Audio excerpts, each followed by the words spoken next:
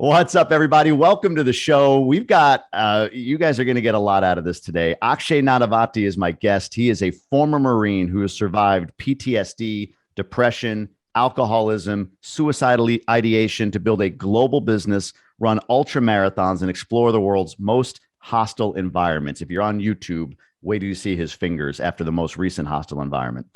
He's also the author of Fearvana, the revolutionary science of how to turn fear into health, wealth, and happiness. Akshay, man, I can't wait to dive into your story. Welcome to the show. Thank you, brother. Thank you for having me. Real pleasure to be here. Absolutely. So I want to start here. Like this gives your background and we're going to get into that. I know, because you've come through some unbelievable circumstances to be where you are today. But the things you've done, like, so we talked about ultra marathons, and I mean, that sounds tame compared to 7 days of darkness, climbing to the South Pole. I don't even know the mountain that you did. And your fingers are literally, like, if you could see it on YouTube, like his fingers are black. I mean, it almost looks like a wax tip on top of his fingers. And all of this, by the way, you've got like a blood disorder that lowers your oxygen level. You've got flat feet. You've got like this nutrient absorption. I mean, it's not like you're just this, absolute I'm not a genetic machine by any stretch. Right. And you're doing all this stuff. Like, why? What is the story here? Why are you putting yourself through these extreme things? Great question. I get it a lot, considering the consequences. My own family thinks I'm out of my mind. You know, what draws me to these pursuits, to the life on the edge, when you go out there, when you do these things in Antarctica, there's a few things. So I'll kind of summarize a few things that draw me to Antarctica or ultra running. One of them is what the suffering of these experiences give you. See, when you're running ultra marathons, like 50 miles around a cul-de-sac or a 24-hour run or climbing a mountain or skiing in Antarctica, you suffer. You suffer a great deal, physically, mentally, and spiritually. But the suffering in and of itself is not what I seek. The suffering is the means, not the purpose. The purpose is what the suffering gives you. And what the suffering gives you, nothing else can give you. That you can only find through the doorway of suffering. And that is the experience of self-transcendence. It becomes a crucible where you forge yourself into the next evolution of yourself through the crucible of suffering. Because when you suffer, you have to find something within you to transcend that suffering in order to keep moving forward. And that transcendence, it is an experience of the divine. It is an experience of whatever you want, whatever. We all have our own version of our relationship to the word God, but it is an experience of God. It is an experience of the divine, to tap into the spirit of the human soul that allows us to transcend the greatest pain and become something more.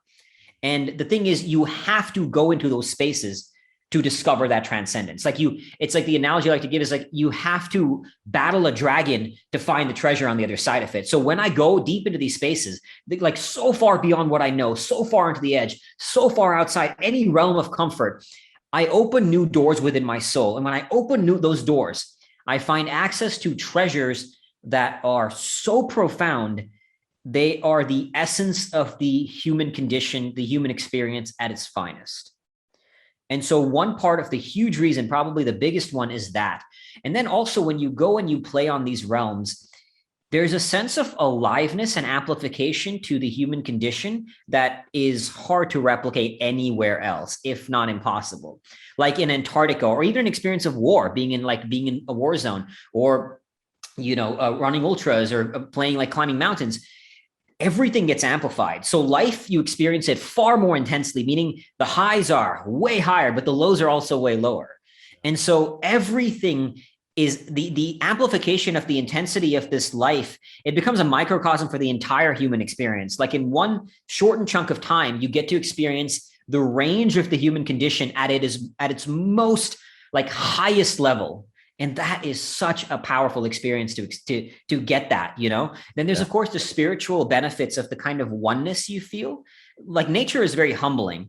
Unlike an experience of war where you get to see the darkness of humanity, and you see when you're in war or anything like this, man acts out of malice, out of hatred, out of intention. When nature hits you with its most brutal force, it is not acting out of malice. It is not out to get you. It just is.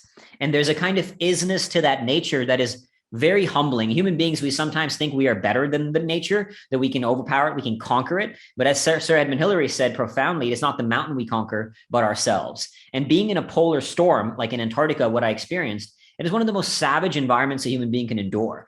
And it just humbles you. Like, you are no match for this polar storm that Antarctica will throw at you, right? You just sit in your tent and you're like, you're trying to stay safe from the brutality and the savagery of it. So, that humbling experience, the spiritual connection you feel with earth, with yourself, because when you're in those spaces, it breaks down all the masks we wear in the normal world. The mask we wear to put on the show for, when we go out somewhere, we put on a front. Out there on those edges, all those masks are broken down, and it brings to surface the true essence of the human soul. And that is this kind of alignment of mind, body, spirit, of oneness with nature, oneness with your fellow human family. It's like in the Marines, the same thing. When we were fighting out there, nobody gave a shit if you're black, white, brown, whatever. We were out there on the same mission. And same thing you kind of experienced like that in Antarctica. Like my trip this year, we had a Britisher, a Norwegian, a Lithuanian, and me, an Indian American, right? Like, none of that matters out there. You're a human being, right? And it breaks down all these, let alone the masks of race, nationality, religion. I mean, all these masks, even the smaller ones we put on to look a certain way, right? In front of people, to put on a show. This just like tears that all down, and you see humanity. And it's profound, man. It's amazing. The only thing I wonder, like, so is the message or the lesson that you've learned, like, find something extreme and go hurt yourself in some way, right? Like, why would you do, like, so for me, if I'm listening and I'm like, wow, this Fearvana concept, and we'll get more into that term and everything else like that, but this idea, and I love what you said, like, I know in my life, whenever I overcome a struggle, whatever that struggle is, it could be as little as something, it's never been as big as a polar, whatever the hell you went through. That's insane to me. But whatever that is that I do, there is fulfillment on the other end of that. Like, what I get to on the other side, it's like, man, I came through, I got through it. So I get that point. But what is it like, all right, go outside and, go lay in the snow right now, like, just to feel the pain and overcome it? Or is there a reason you have to give yourself? Like, how do you decide how to place yourself in that circumstance? Yeah. I think the lesson is definitely for each person listening to go find your own edge to play on. And it doesn't have to be skiing in Antarctica. It doesn't have to be climbing a mountain. It can be finding your own edge, because when you play out on that edge, that's where you're going to open those doors that you've never found before, that you've never, like, you're going to open new doors that you've never accessed before. So whatever that edge may be, I could not recommend it enough. And, to me, that's the only way to play life. I think so many people are afraid to leap out onto the edge because they're afraid they're going to crash and fall. And the thing is, if you live your whole life afraid of the pain of that failure, you are never going to know the true bliss of the victory, of the summits. Like, you need a summit, you need a valley to have a summit. Without a valley or a summit, everything is just flat ground. And I think a lot of people tend to live in this flat ground of experience of life because they're too afraid for the valleys. And those valleys are going to suck. They're going to be painful. But the thing is, you cannot really know light unless you've been in the dark. You need that. That's the value in playing on those edges, because human beings, we think in relative terms. It's the standard human psychology. There's a lot of cognitive biases. Won't go too deep into the science of that, but we think in relative terms. Like, at a simplistic level, I compare one blender to another one. So I think this is why I like this blender, or a vacation, or anything, right? We do compare ourselves to other things. And that's why that whole advice, don't compare yourself, is kind of nonsense, because we do. It's not about stopping what is natural. It's about acknowledging its awareness and not letting it define you. Separate topic. But the point is, we naturally think, and we can talk a little more about that as well, but we naturally kind of think of things in relation to others. So the point is, when you play on the edges, it makes the other edge and the middle that much more beautiful. Like, when I come back from Antarctica and took a hot shower, I can't tell you how good that hot shower felt, man. And it's going to feel better than any other person who hasn't gone on the other edge and taken that hot shower. Or to this day, I've been back from Antarctica for weeks. There's still mornings where I wake up with like a pillow and a warm blanket over me, and I'm like, this is fucking amazing. You know what I mean? But because I've tasted the other side of without, like, only being without can truly make you appreciate being with, And the most profound example of this was after the darkness retreat, after coming out of 7 days in darkness. When I first opened my eyes, the way the world looked through those eyes, it cannot be described in words. It was one of the most profound experiences of my life. And I remember thinking, I wish I could look at the world every day through these eyes. The way the light shone, like I saw something I'd never seen before. And I remember the other thought that went through my mind was this deep sense of gratitude for all the pain and suffering I'd ever experienced in my life, because in a very visceral way, like from the depths of my soul, I came to understand that you cannot truly know the light unless you have first been in the dark. And I only saw the world that way because I had just come out of 7 days of darkness. So you apply that to all areas of life. That's why like playing on those edges, what's why I call it like this idea of dualities, right? Like there's all these dualities in life, light and dark, life and death, ego and humility, fear and nirvana, and we tend to demonize one side of the duality. If you look at like stress and recovery or ego and humility, say ego is bad, stress is bad, fear is bad, and none of them are bad. Like they coexist as one. There's a singularity to these dualities. And when you play on both edges, you actually find the profundity and the beauty of activating them to coexist in one force, right? It's the yin and yang. These two seemingly contradictory ideas are not contradictory. They're in fact complementary. And you need the other. You need one side to know the other side. And that's why, like, I cannot stress enough, the only way to play the game of life is to go into whatever your edge may be, because that's how the grand adventure becomes the adventure that is this human experience. And you get to know it, and you will taste the flavor of life in a way that you would never have tasted if you live your whole life staying in the flat ground. Is there a root to the fear? Like, so you talked about it, and I like what you said, like people are afraid they're going to crash and fall, right? That's the fear. That's what they're afraid of. But is there something behind that? Like, what is I don't know how to ask the question maybe without it being too overly philosophical, but like, is there something behind that fear? So, okay, yeah, I'm afraid I'm going to crash and fall, but like, is there a why below that you found exists in humanity? It's a great question. It's a reasonable fear. You should be afraid, like crashing and burning. That's why when people say don't be scared of failure, I think that's false advice. Failure sucks. You should be scared of it. Like in my case, failure could mean death, in some of the games that I play. So the point is not to not be afraid. It's to actually allow the fear to be okay with it. That's the very essence of Fearvana, is to combat the demonization of fear. People say, don't be scared, don't worry, don't stress out. And and we always say, don't feel what you feel. But the thing is, fear is a very reasonable response. If you're going to leap out of the edge, you could fall. Any risk you take, starting a business, you could fail, you could lose money.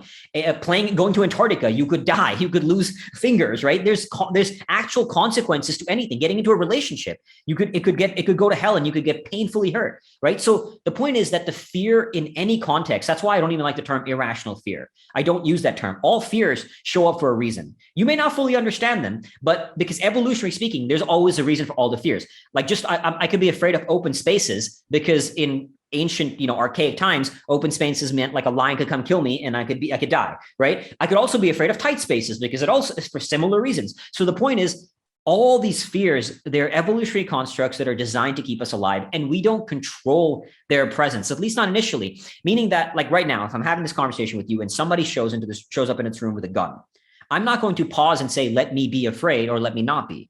I'm not going to choose it. My brain is going to respond with fear because that's a valid experience. What matters is what we do with the fear. That is why I also disagree with that quote, the only thing to fear is fear itself. That is vehemently not true. And it's the demonization of fear that causes people problems. And I've worked with people in so many contexts where, like, I'll give you an example. I worked with this one guy. He was going to Iceland on his own for a vacation, and like a comfortable vacation. He wasn't going like on an ice cap or anything, right? But he was terrified. And he was like, why am I scared? I'm going to Iceland on my own. And he would like look at me going climbing mountains. And he's like, you do all these crazy shit. Like you're not scared. And why am I scared to go to Iceland? And I told him, look, the problem is, firstly, I am scared when the things I do. Secondly, the only reason I would not be scared of going to Iceland alone from a nice vacation is because my brain has developed references over time that has made that comfortable. Like my brain doesn't see that as a risk. So there's no reason to be scared. He had never done it before. So inevitably he was scared. The problem was not the fear. The problem was his judgment. And we all do this, right? I call it the second darts. And let me explain what I mean by that. Buddha once said, we're all stabbed by the two darts of suffering. The first dart is the one we don't control. So it could be an external stimuli, or it could be, in this case, the internal stimuli of an emotional response to an external stimuli that we don't control. So fear is like, I feel fear when this person comes, like flying to Iceland alone. This person comes at me with a gun. That fear is the first dart. The second dart is the conversation we have about that thing. And that's the true place of suffering. Like I took a friend rock climbing once, and she felt fear on this climb, and I did not. I was bouncing around this wall like a mountain goat, And we came back down, and she was like, "What's wrong with me? I felt fear. You weren't."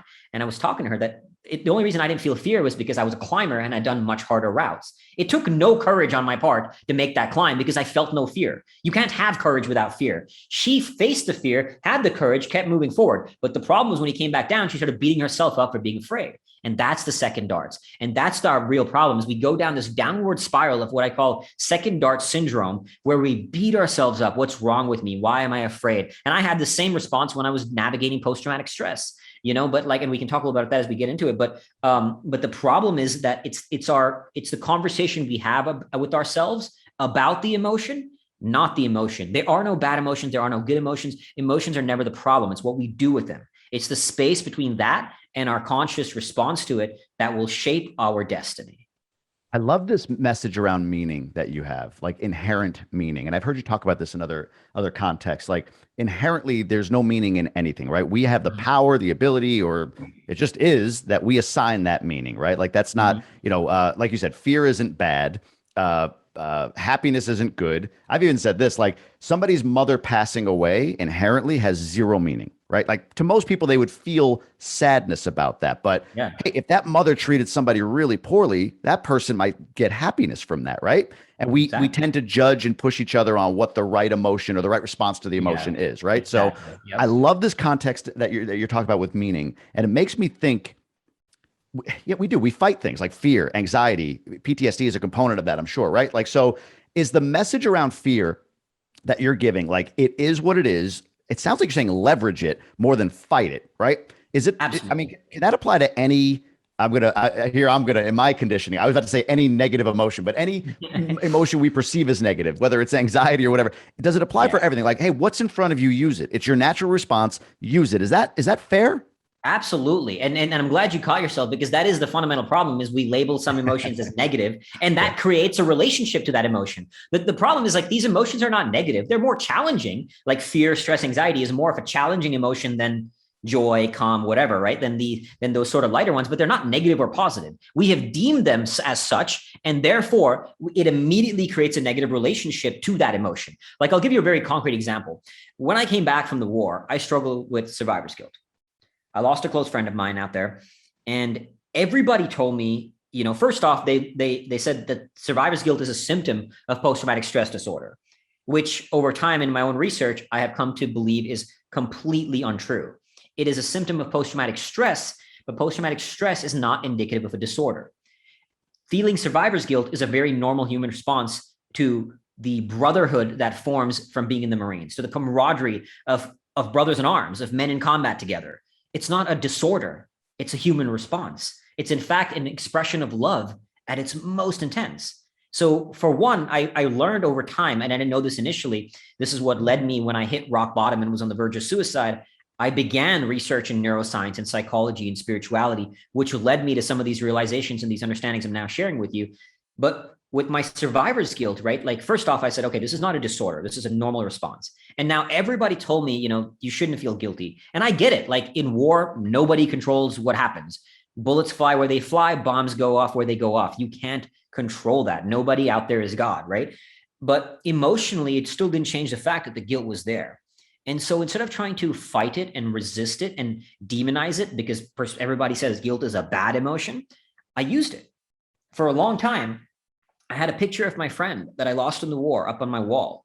And it said, "This should have been you. Earn this life."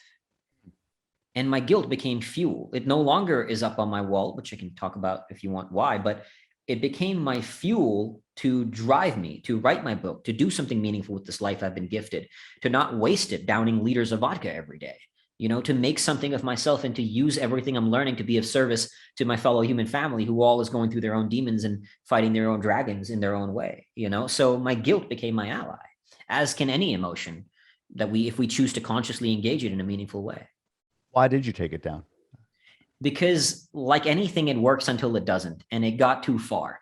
I got to a point, and there's no magical X on the ground that you can say this is when you hit that point. It just requires a relentless practice of self-awareness to know, and you might not hit it at the right time. Meaning, like, so what happened was the guilt worked for a long time, but then I noticed I was feeling guilty in every area of my life. Like if I was working, I'd feel guilty I'm not spending time with family. If I'm spending time with family, I'm feeling guilty I'm working. If I'm running, I'm feeling I'm not guilty for not working. And if I'm working, I'm feeling guilty I'm not running, right? Like everything was pervasive with guilt. So guilt had become this dominant emotion in my life that was no longer constructive. So what I actually did was I changed the words very slightly. I still had the poster, but instead of saying this should have been you, earn this life, I said honor his death, earn this life.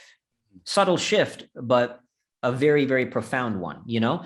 So the thing is, like, you have to navigate it. It's not that I would say the guilt is entirely gone. Like, I don't think about this every day. There's moments where it shows up from time to time, and there's moments where I can access it as a tool. You know, example of that, I did a 167-mile run across Liberia to help raise a school. It was about a marathon a day for a week, and raise funds to build a school. And on day 5, I had this aching shin hit me, like aching pain in my shin. I was about 17 miles in for the day. You know, if you're running a marathon a day, you go through some pain caves. And so I started limping and just kind of trying to make it go away. It wasn't going away. And then I just started booking it, like going all out on a sprint. And the whole time I was saying things to myself like, remember, Neil, it should have been you that died in the war. You should have been killed out there. Suck it the fuck up. Earn this life. People are suffering all around you. If you quit now, you deserve a coward's death. Like saying these very dark and intense things to myself. But the point is, I was consciously activating my demons as a vehicle, because even your demons can be your greatest allies. So in that moment, and those 5 miles I ran in that moment, when this whole time I was in pain, like saying this very dark, fucked up shit to myself, it was the fastest 5 miles I ran the entire 167. So when you bring to the surface your demons, you can now choose what to do with them. Because as Carl Jung said, one of my favorite quotes of all time, until you make the unconscious conscious, it will direct your life and you will call it fate. So we have to go into those spaces to bring to surface to our demon, bring our demons to the surface, so we can then choose what we do with them. Otherwise, they're there anyway and controlling our lives. That's what drove me to drinking and to doing all those things, just because I was running away from facing them until I had to face them. It's not an easy journey, but now I could choose what to do with them. So that's why, like, I used the guilt, and then I realized it's in that context, I was just going too far with it. And this is coming back to what I was saying earlier on playing on the edges of each duality, right? When you go too far on one edge of a duality, there's value in going to the other edge. Like another example, I'm really good at like suffering. That's kind of my wheelhouse, is a master at going and playing on the edges of suffering. But same thing, I discovered at one point in my life that I was just bringing suffering to every area of my life. And it was almost too much, you know, like I remember once I was out for a run and I saw this sign that said 5K fun run.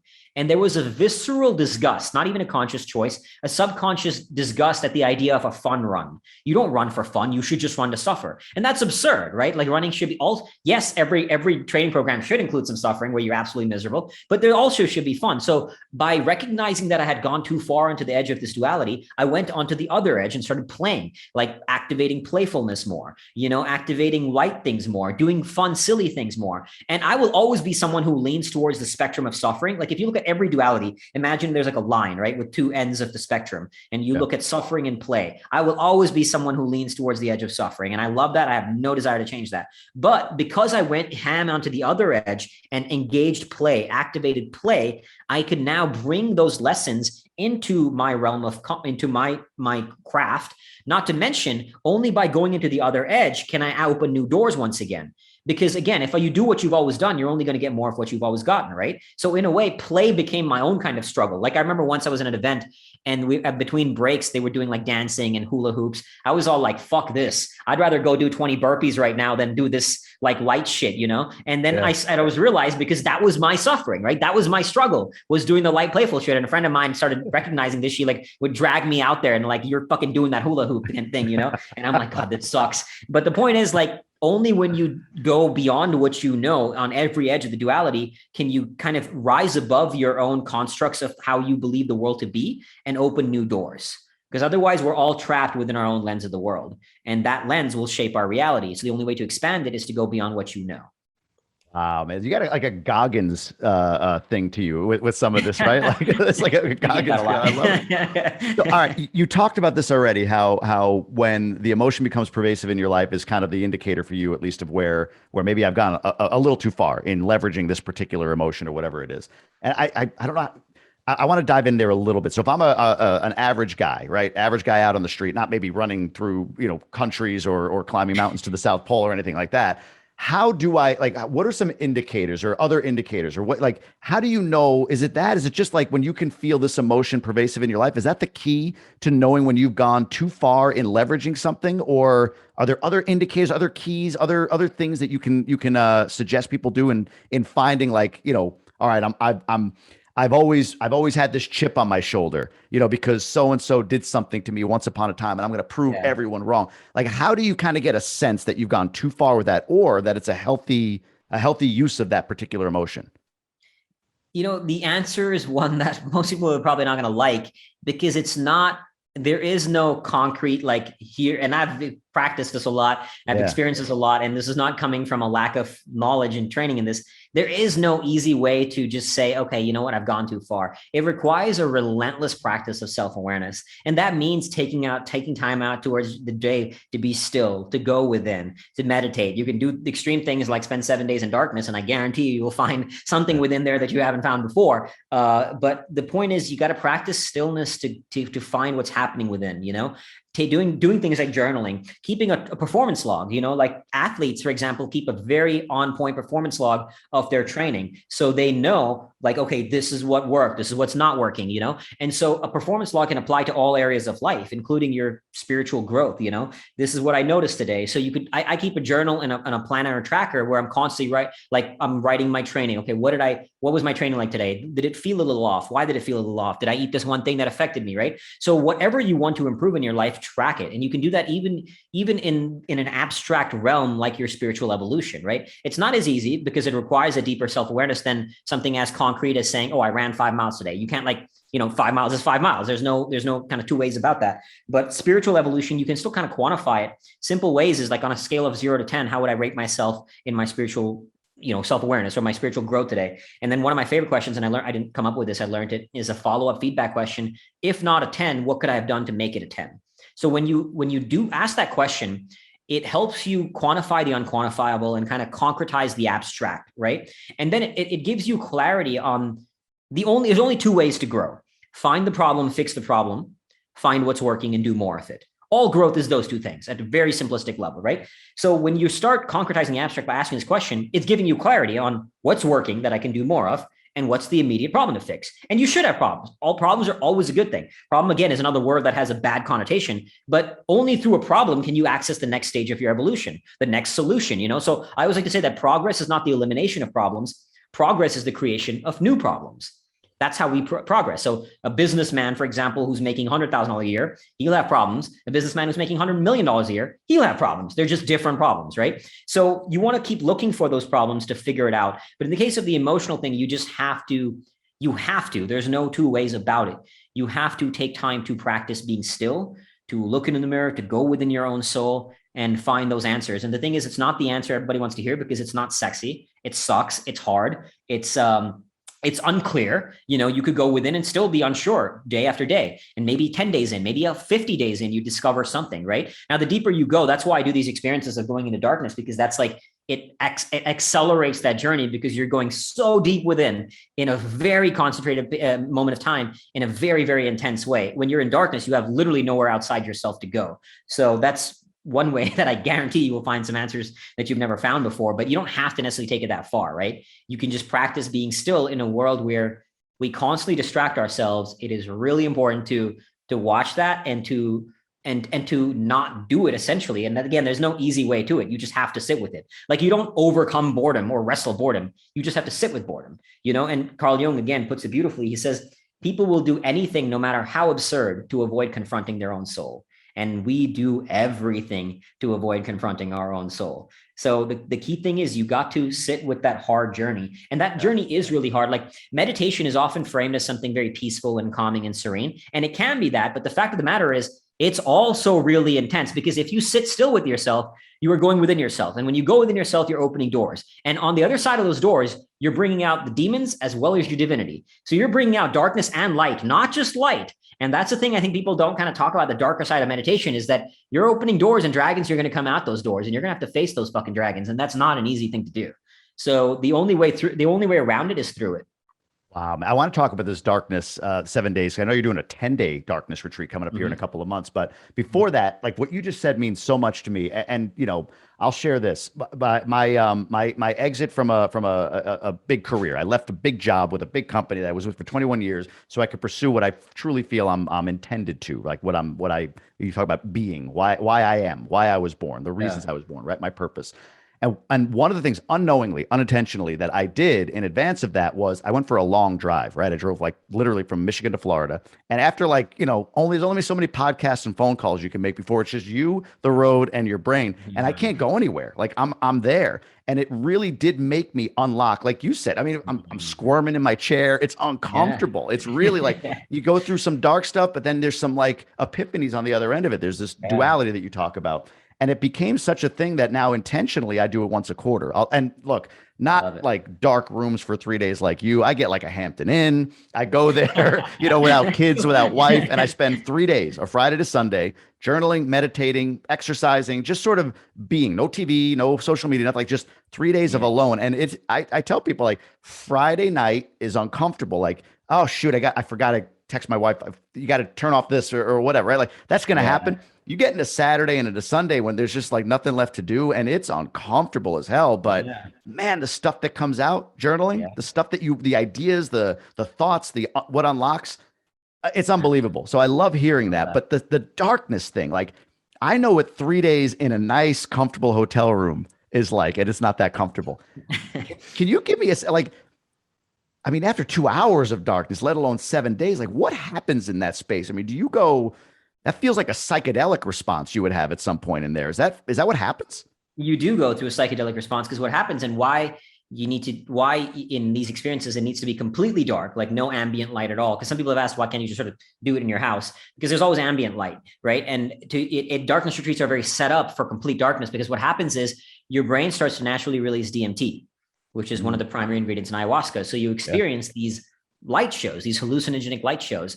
Like when I did the 7 days in darkness, and I can tell you why this happened, but it happened. For the first 2 days, I was seeing purple lights kind of moving like a lava lamp, like bubbles in a lava lamp. And Wow. then the purple, for whatever reason, disappeared. And mostly I would see red lights that were kind of like stars in the universe, Yeah. with sometimes green as well. And then one moment on the fifth day where I saw the brightest white light I've ever seen in my entire life while sitting in a completely dark room. It was so blindingly bright. I was like covering my eyes like this because I was trying to shield my eyes Holy from cow. a blinding white light. I was literally touching my eyelids because I couldn't tell. I was like, is my eyes open or are my eyes closed?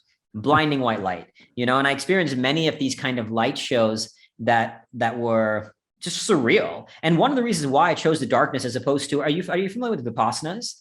No. So Vipassanas are these 10-day silent retreats. They're much more common. I have some friends who've done them.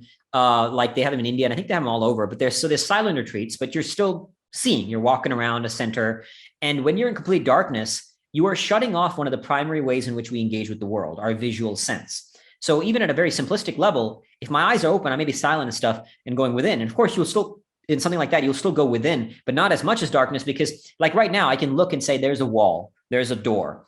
So in a very simplistic way, my brain has somewhere outside itself to go and Yeah. attach consciousness to. In darkness, there is nowhere outside yourself to go. So you have to go within. So I was actually journaling in the dark. And I found, I mean, the stuff that I came through in my darkness journal, like my book, Fearvana, I felt like I wrote some of a good chunk of what came through my darkness journal. It felt like something just flowing through me. It's like, when you free flow, you were talking about you journal, you free flow and stuff just starts coming out that you didn't kind of know was there. It was unreal, man. Like and I'm not saying any of the answers I found were quote unquote right, but I found answers that satisfied me about the nature of God, the nature of enlightenment. Why are we here? These sort of really deep existential questions. I started wrestling with some of my stuff that I'd struggled with for a long time around guilt that why do I get to be happy when there's so much pain in the world? As you and me are sitting here having this conversation, there are people in the darkest corners of hell. And I've always struggled with that. I've seen a lot of it, from being in war to working with child soldiers to survivors of sex trafficking to working with people in poverty to volunteering in leper colonies, and that stuff stays with you. And I'd always wrestled with this kind of stuff of why what right do I have to be happy when there's so much pain in the world and I haven't done shit to deserve? I was born to a good family, and therefore I was automatically blessed with a million times more opportunities than so much of the world, you know? So I worked through some of that stuff while sitting in the dark. And that was was it really fun. legible what you wrote? Like you can read it in the. Yeah, I mean, my handwriting is not legible when I'm writing in light, but it's terrible handwriting. But for the most part, it was like there was a handful of words. And my darkness journal, actually, I openly share, so it's on my website. Anybody can read it. And again, the stuff I felt, at least for what it's worth, the reason I shared it, because I felt like a lot of it was very profound, and hopefully somebody at least it's made an impact for. But other than there was one page where I wrote over myself, and I still remember sitting in the darkness. I was like, shit, I think I wrote over this page. So I like kind of moved 2 pages and then kept writing. But other than that, like for the most part, it was pretty legible. And so even this year, I'm going to take a darkness journal again as well, and keep journaling. But I specifically also chose silence, because one option that I considered was taking a voice recorder and just sort of taping up the light and recording. But I consciously chose to be silent as well, because when you're silent, see, when you talk, there's a feedback loop, right? Like right now I'm talking, I can hear my own words. And by hearing my own words, there's focus to my brain. My brain is now, it's able to center itself and anchor itself to my words, right? So there's channeled focus. Whereas if you don't talk, your brain just runs wild. And the chaos of consciousness you now have to be with. So I chose silence specifically to be with the chaos of consciousness and to see where it would go, and not allow myself that focused thought of words coming out of my mouth, if that makes sense. It does. 100% makes sense. When I was going to ask you that, was this also silent, or are you able to like scream or You whatever? could if you wanted to. Yeah. Sure. I mean, it's not like there was a rule per se. I mean, shit, the light switch was in the room. You're not like in a prisoner, right? All my Marine buddies were like, dude, we do this to torture people. Like, you're paying money to do it. We're like, they happily offer to lock me in a closet, dude. We'll lock you in a closet for free, man. I was like, thanks, man. I appreciate that. But Great friends. But So, exactly. So 7 days, and then you're doing 10. Like when you came out on day 7, so you're going through these hallucinogenic things, or not hallucinogenic, psychedelic experiences, the light that you explained on day 5. I'm kind of curious how you knew the days. Like, how were you able to track it? But anyway, Yeah, day 7, yeah, go ahead. But when you come out on day 7, I'm just kind of curious. The bigger question is, like, are you through, like, is it 7 days because you go through all of that experience and you sort of reach this Zen-like state around day 7? Is that why it's day 7? Or do you come out like a madman that just got released from a prison? Like, what is day 7? I mean, first I'm curious about like, how do you know the days, but why day 7, and what is that like on day 7? Good question. So as far as the first question, how I know the days. So where I did the darkness retreat last time was in Germany, in kind of a Black Forest area. So I didn't have a sense of hours, but I had a sense of days, because every morning the birds would chirp very, very loudly. Got it. So I could tell, okay, it's kind of morning, and then you lose track of hours as the day progresses. But that's how I had to track of days. But why 7 days? So when I first did it, I was actually going to go in for 5 days. But the lady who runs the Darkness Retreat Center said she recommends going in for at least 7, ideally even 10, because she said the most intense experiences start to happen after 5 days.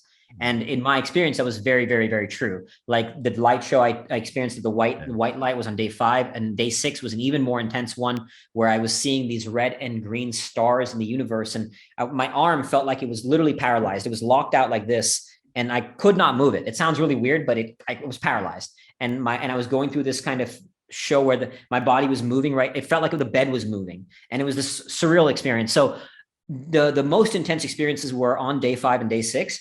And so I chose sort of a week, was a round number. There's not any sort of other magic to 7, other than a week is, at least it's a construct in my mind, on our minds, of a sense of time. But now I want to go a little deeper, because the most intense experiences were on day 5, day 6. Now I want to see what happens on day 7, day 9, And so that's why this time I'm going in for 10 days and just really surrendering to see what the darkness will reveal. I'll be really curious and following to see what you take from that, your darkness journal, whatever you post, all of that stuff. That's going to be really, really interesting. I think you might have touched on this a bit, but I don't know. I feel compelled to ask it. Like, I'm thinking more probably like in an activity. You mentioned the shin pain when you were running across, I forget, Liberia, wherever it was, right? The extreme conditions in Antarctica or whatever. When do you know, or do you ever give up? Like, is there, like, so you mentioned before about like, oh boy, where was my brain going to go just now? So you were talking earlier about well, I'll just leave it there. There was something you were saying earlier that just made me think, like, you kind of talked about this a little bit in terms of Anyway, we'll edit this part. When do you know when to give up, or do you ever? Is it like I'm thinking like activity based, so you're doing something, you've committed to this thing, 7 days in darkness or run across the country, climbing a mountain, whatever it might be. When do you know, like, hey, okay, these indicators, yes, there's fear and pushing through gets me to the other side, but when is it right, if it ever is for you, to Yeah. say it's time to turn back? There's it's such a great question. There's not, like, I would say, a clear indicator. Like in Liberia, when that shin splint pain was happening, and I was walking, I was limping for that first mile and a half before I started sprinting.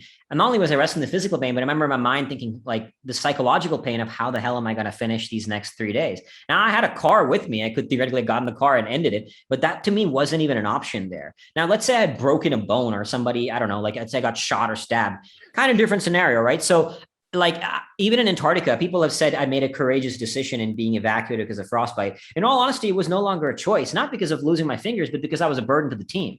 And at no point ever in my life would I put my life above another's, right? So I could not be a burden to the team. And I would have been with my frostbite. They were having to do shit for me for those 2 days that I was still out there until I got evacuated. So that was like on no question asked. But same thing on Denali, right? I was on Denali, climbing Denali in May earlier this year. And we got to high camp at 17,000 feet, which was like, we were basically a day away from the summit, not even a full day. I mean, 6 hours away from the summit. But we turned around because the storms were way too brutal. And I have no regrets about that decision, because these places are very, very dangerous and they can kill you. They can absolutely kill you. We saw a person, well, we didn't see it, but we saw the result of it, where a person fell 1,000 feet on Denali. Another person had to be evacuated because of oxygen deprivation, high altitude cerebral edema. So point is to say, like, the mountain will be there another day. I can come back for the fight, and you have to make a call on every one of these, how far you want to go.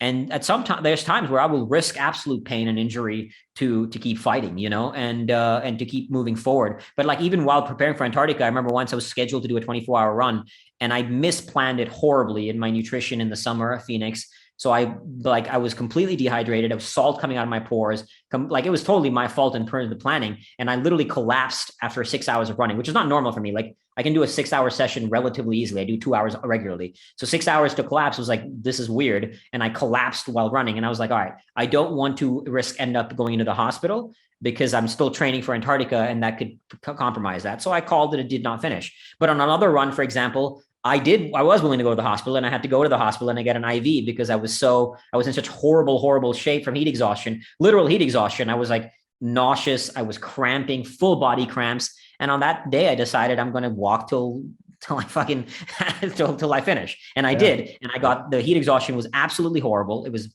terribly painful. I ended up going to the hospital to get an IV drip after it, but it was worth it. So it's something it's a hard decision. And the thing is, the more you play in those spaces of suffering, the more you know that, is this like, is giving up now meaning I'm, avoiding death and maybe it's reasonable, versus this just really sucks and should I just stop?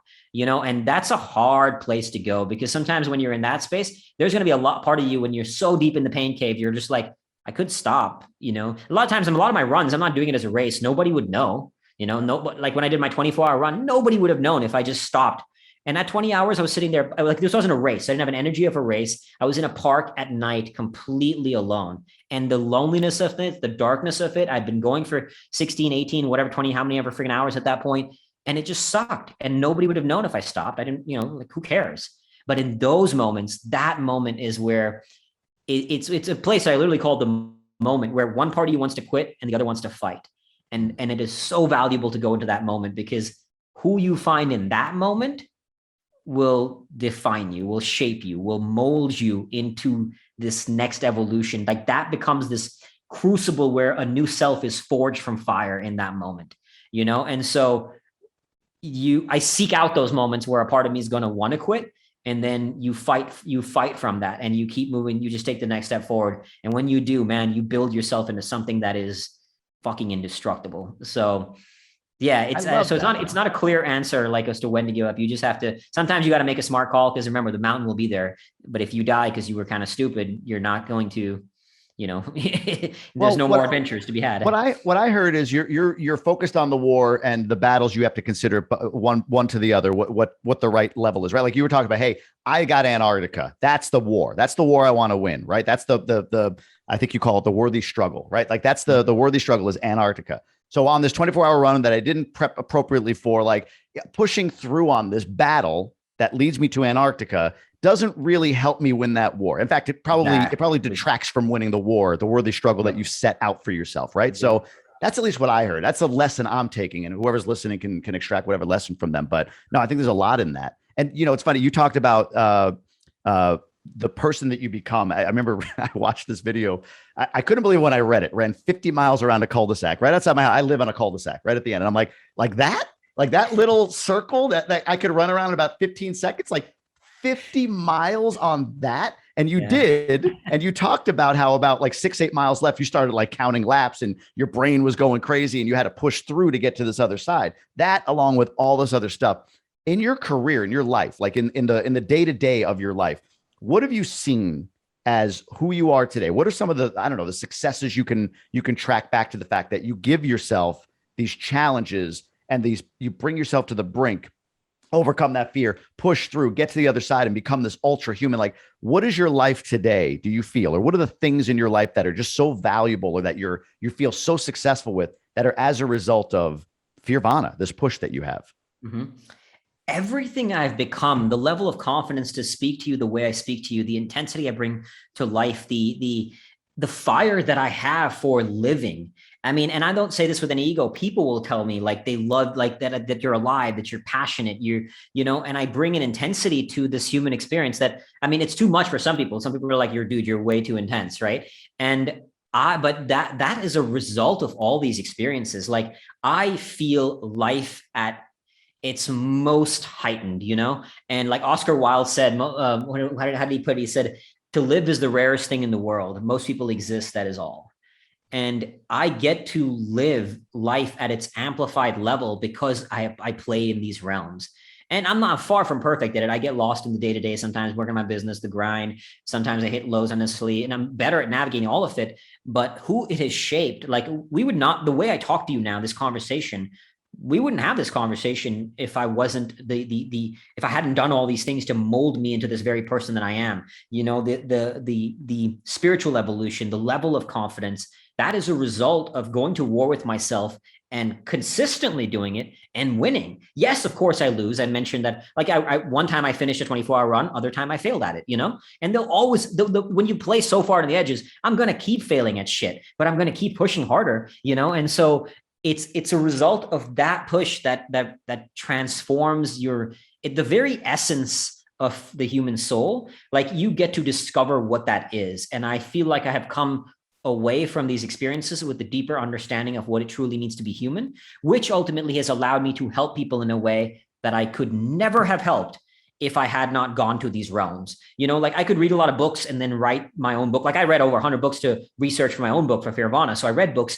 But reading books, listening to podcasts is a great thing. Learning is great, but the greatest lessons are always in the arena. The greatest lessons are in the battlefield. And if I just read a ton of books, I would have knowledge, but not wisdom, right? Knowledge comes from learning. Wisdom comes from experiencing. And the wisdom I've gained because I've experienced so much of the human experience, like the human condition, and at its most extremes, both within and without, right? All I've seen in the world, I've gained a wisdom that has allowed me to be of service to people in a way that I could not had I not gone to these realms. And that to me is ultimately, I think, the most valuable. Is, of course, the inner journey is beautiful, and I love who I am today. I love my life today. But most valuable for me is when I see the impact it makes on others.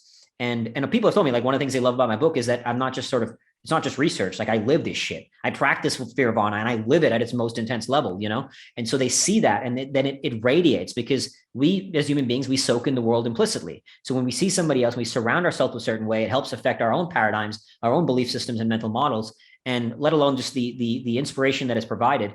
It's left a mark in people's souls. And again, I say this with no ego. I know, because people have reached out. And that to me is that would not have happened had I not done these things, and do I not continue to do these things.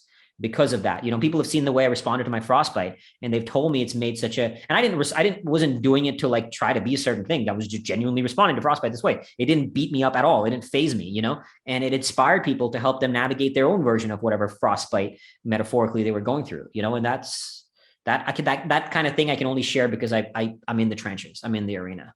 I've learned from guys like you that I get to interview on the podcast, the power in knowing what you're great at and owning it. Like before we started recording, I said to you, "Hey, when's Rogan?" Like I've heard your story on Jordan Harbinger. I mean, you've been on some significant podcasts, but like, when's the Rogan podcast? And you kind of laughed and said, "Yeah, my story is Rogan worthy." Like I know my story is Rogan worthy. I love that, man. I love that confidence. It's not like you kept saying like, this is with no ego. We have to say that because society judges the confident people, right? Like when you know what you are, how great you are, like no one's going to judge Michael Jordan for saying, "Yeah, I'm the greatest basketball player of all time." I mean, they may not like that he says it, but it's true. I mean, absolutely. I think it's true. Yeah. You know that your story is significant. You know that you're living in your gifts. You know that you're inspiring at a level that is at the top of what you're possibly capable of, why you were born.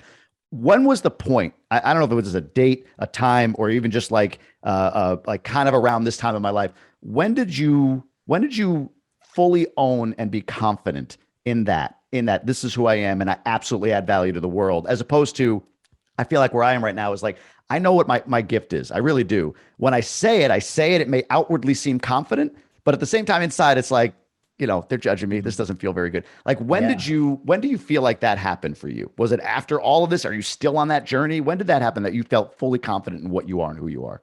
It was an evolution for sure, as opposed to one concrete moment. But I do remember one incident. So when I came back from the war, I never used to talk about me being a veteran. I feel like I haven't, and to this day, I feel like I haven't done shit in the war. I haven't. I'm no fucking hero or anything like that. I didn't do shit in the war. I did my job, came back. I know people who've done a lot more than me and who really suffered and were true heroes out there. But I could never talk about it at all because I constantly felt guilty that I hadn't suffered enough and out there. I hadn't done enough to be a worthy veteran, until a friend of mine reminded me that your story is not about you. Your story is about the lives of those who can touch. So every story who's touched my life, that person's story is now my story, right? Like Viktor Frankl, some of these stories, some of these books that I read, like Viktor Frankl is a core one, right? Man's Search for Meaning, what he's gone through. That book has touched my soul in the deepest way. And there's, again, so many different names I could point out, but let's just focus on that. So Viktor Frankl's story is not just Viktor Frankl's, it is my story. And therefore it is a part of everybody whose life has been touched by me. They've been touched by Viktor Frankl, and every life that has touched my life, right? So when I kind of recognized and started to kind of become more aware in the spiritual sense of the interconnectedness of all human beings across space and time, across life and death, I never met Viktor Frankl. He died before I knew his name, but that man's spirit has left a mark in my soul that will live with me forever. And therefore we are connected. Therefore, everybody who Viktor Frankl had gone through, like his parents, his wife, is connected to me through that. You know what I mean? So we're in this interconnected human condition. And by kind of becoming more aware of that, I was able to acknowledge my own story in a deeper way. Sure, I haven't done shit in war, but I will just share my story. This is what it is, the isness of my story, as opposed to the second darts around my own story. And for what it's worth, this is what my story is. And obviously I speak it with complete integrity and honor, because that's the only way to be. And if whoever's life it touches, awesome. And if somebody's going to judge me, so fucking be it. That's going to happen anyway, So I think that evolution happened over time. And there's still moments where when I look at any arena I put myself, any label, there's always someone who's better than me, right? Like an author, there's an author who sold more books. There's an entrepreneur who's made more money. There's a polar explorer who's done harder shit, all kinds of things like that. There's an ultra runner who runs faster, whatever it may be. So I don't confront that as much anymore. It used to be a much more part of me, this constant of that battle. Now it's more like, here's my arena. Here's what the mission that I'm currently on. And my fucking world is that mission. Like my world is that mission. And you have to isolate. We talked a little bit about not comparing yourself to others. What's far more valuable is just isolate yourself from shit, because that thing's going to affect you, just get out of all that, get off all the social media nonsense. Once you know your lane, stay the fuck on your lane. Put blinkers on your eyes, like horse blinkers, and go ham on that edge. And who gives a shit what other people are doing on their paths? And I don't mean that in a bad way. Obviously I want everybody to live their path to the fullest, but in the sense of when I think about my own mission, you do you, I'm not going to let it affect mine, So it's I don't think you ever get to a point where you've arrived. I'm magically the most confident, right? You wrestle with shit all the time. I still have, like every human being, I have my insecurities, but even insecurities can be absolute fuel, because whenever I look at Okay, am I strong enough to go to Antarctica? Am I still too weak? Okay, great. I'm going to use this doubt and go out there and train like a fucking savage, you know? Like, I mean, I remember because when I failed, for example, at that other 24-hour run, I was so pissed off at myself after running to the point of literally collapsing. The next night, with barely any sleep, I went out and dragged tires for 6 hours. Barely any sleep, running to the point of collapse, and was dragging tires up and down this tiny pitch of grass, just like going up and down for 6 hours. And then a few days later, I did an 80-hour fast and ended the 80-hour fast with 2 hours of running and 2 hours of tire dragging after 80 hours of no food. So the point is, like, my doubt about my own abilities, it became fuel to drive me into going extremely hard, accomplishing a badass feat, and then being like, now coming back and acknowledging myself for that. Because a part of confidence is not just doing hard shit and rising above it. It's how you talk to yourself after you do that hard shit. You know, like, I used to be somebody who would always beat myself up. If I ran 10 miles, I'd be pissed off I didn't run 15. If I ran 15, I'd be pissed off I ran 20. It's a miserable way to live. Now I can acknowledge that, celebrate the win, and move it and use it as fuel for the next one. And when there is doubt, I will use that as well. But the doubt, it kind of and again, this is not something where you'll have a magic X on the ground, but you'll get to a certain point in your craft that you just know you're like the best in the fucking world at it. When it comes to an ability to endure suffering, I will say this, like, I'm the best, one of the best in the fucking world at it. And I know that. Like, I'll just crush anything to the point of if I have to die to do it, right? I'm good at that shit. It's my wheelhouse. And I can own that shit. Like you said, you know, I was about to say, I don't mean to say with ego, but I do fucking own it. And I know it, you know, right. Like, I can fucking own it, absolutely own it. So point is that I can tap into and use as fuel. But whenever there are moments of doubt because of the missions that I have are so daunting, I'll use it also in a positive way, if that makes sense. It does. 100%. Wow, man. That's the word that I took from that was you have a sense of responsibility, like the veteran thing, right? Like, it went from, oh, I feel weird saying that I'm a veteran, right? Because I didn't do maybe as much in the war, but you have a responsibility to own your story, to influence others, or to impact others, right? So I love that, man. I love that. I love every bit of that. All right, couple kind of follow-up questions, because I know we're kind of running short on time, and I want to make sure I honor your time here. When somebody is like, so if somebody listens to this interview, me right now, I'm like, wow, okay, find your edge to play on, right? Like, I got to find my edge to play on. And I'm thinking about that. When you go to the edge, like when you really go to the edge, like you do, and maybe it's not a physical, like go climb a mountain in Antarctica kind of edge, but when you go to whatever edge that is, that stretches you, and you step into fear and you leverage all of these emotions to drive you or whatever, what's the impact that people need to be prepared for, or maybe your own story on relationships? Like, I think about your like, you specifically and the stuff you're doing. If I'm your mother, your wife, your uncle, your father, like I'm like, you know, you're killing us here. But what's the impact on relationships? And it doesn't have to be that extreme. It could be just, hey, I'm going to quit my job, right? Like, that could be the edge that you step out on. What's the impact on relationships? How do you manage that? How do you resolve that? It is a huge, there is a dark side to playing as far out on the edges that I play. And that is, it puts a stress on people who care about you, you know? But like my mom is terrified when I go do these things that I do, you know, and understandably, she's very, very nervous.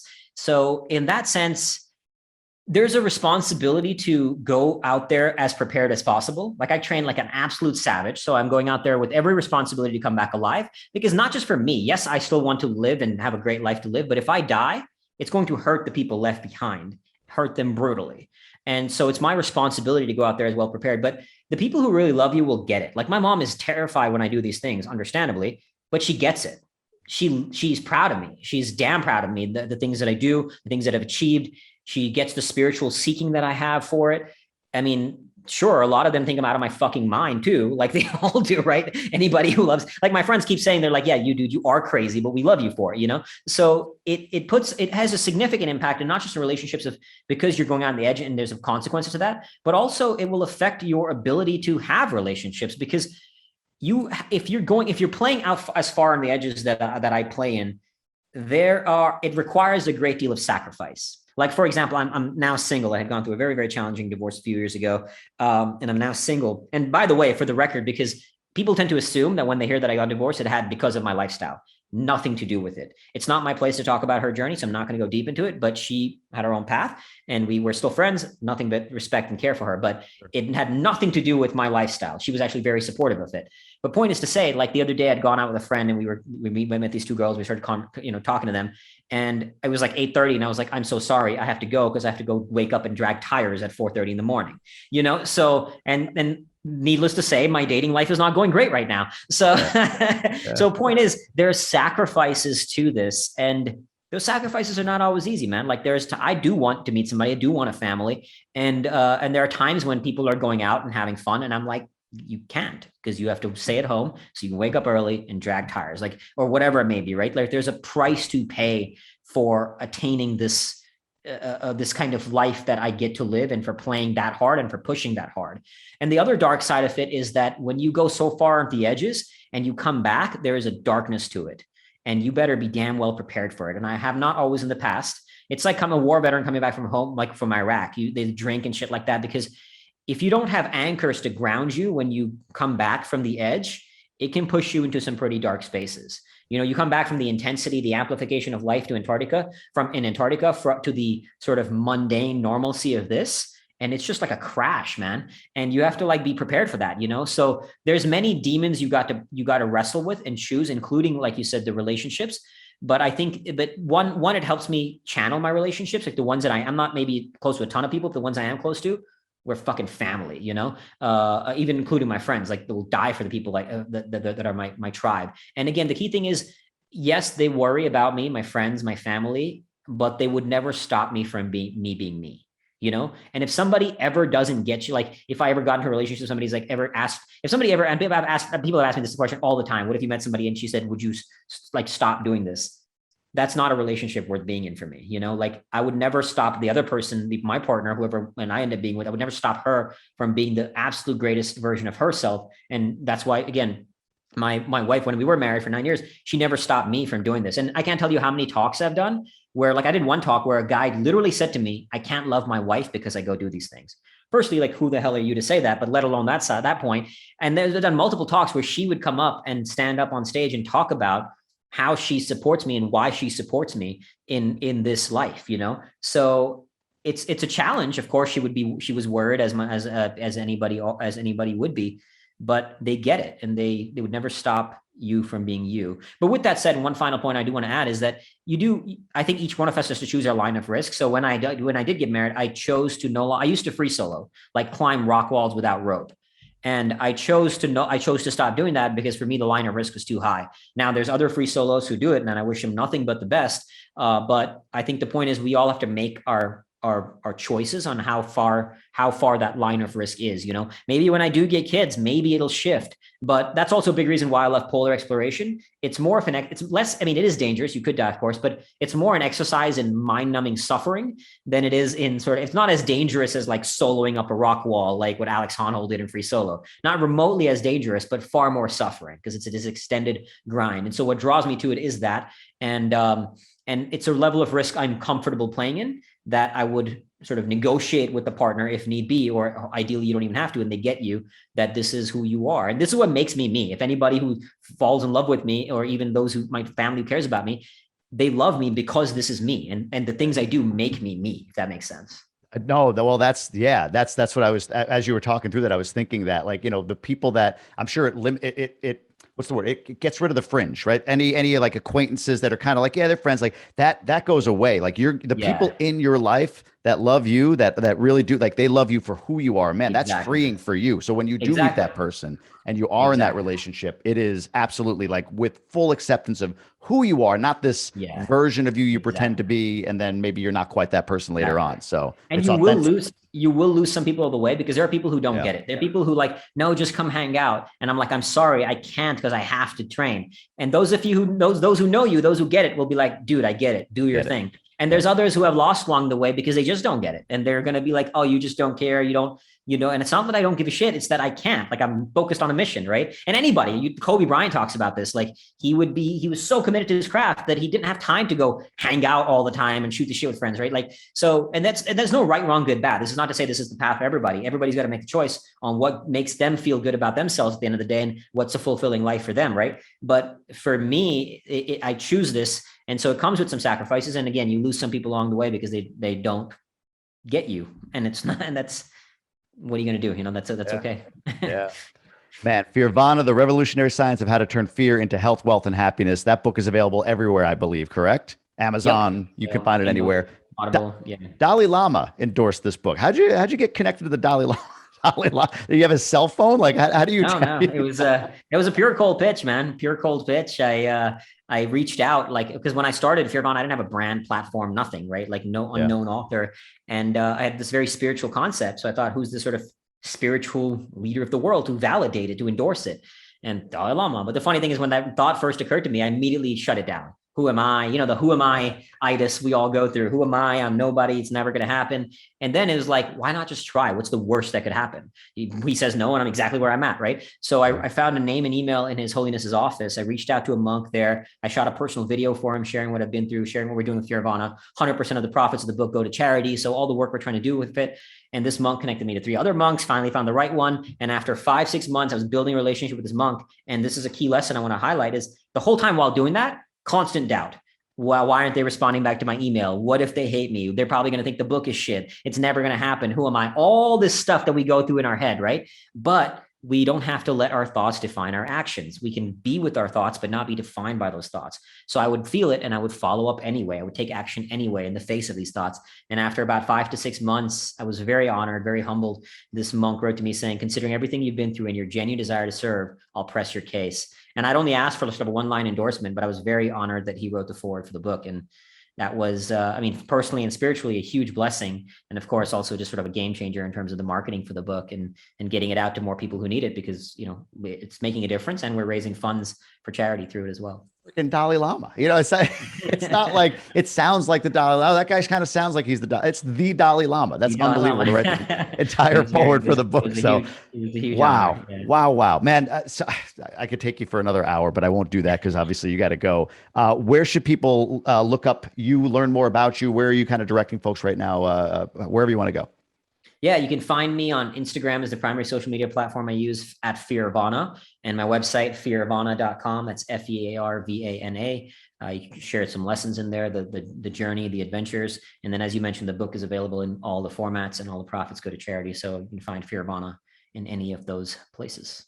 Amazing. Akshay, man, I really appreciate getting to know you and just you coming on. This is one of those things when I get connected to guys like you, same fear, like, oh man, what if this guy, I don't want to be too pushy. Like, I'd love to get him on the podcast, but like, who am I? That whole thing. So to have you on is a true blessing, man. I appreciate you. Thank you, brother. Appreciate you saying that. Thank you for having me. Absolutely.